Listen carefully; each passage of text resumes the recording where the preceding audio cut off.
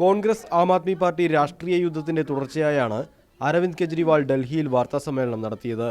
Lokpal bill പാസാക്കാൻ രാഷ്ട്രീയ പാർട്ടികളുടെ പിന്തുണ അഭ്യർത്ഥിച്ച കോൺഗ്രസ് ഉപാധ്യക്ഷൻ രാഹുൽ ഗാന്ധിക്കുള്ള മറുപടി കൂടിയായിരുന്നു കെജ്രിവാളിന്റെ വാർത്താസമ്മേളനം.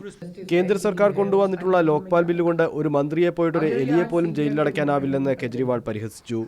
അന്വേഷണ സംവിധാനങ്ങളെ സ്വതന്ത്രമാക്കാനുള്ള ഒരു നിർദ്ദേശവും സർക്കാരിന്റെ ബില്ലിലില്ല. ഇപ്പോഴത്തെ ലോക്പാൽ ബില്ലുകൊണ്ട് രാഷ്ട്രീയ നേട്ടം ഉണ്ടാക്കാമെന്നാണ് കോൺഗ്രസും രാഹുൽ ഗാന്ധിയും കരുതുന്നതെന്നും കെജ്രിവാൾ പറഞ്ഞു. अगर सीबीआई को इन्होंने इंडिपेंडेंट नहीं किया तो इस लोकपाल का फायदा क्या है? आज मैं यहाँ पे पूरे होशो हवास में पूरी रिस्पांसिबिलिटी के साथ कह रहा हूँ कि ये जो लोकपाल बिल ला रहे हैं, इस लोकपाल बिल से मंत्री तो क्या एक चूहा भी जेल नहीं जा सकता.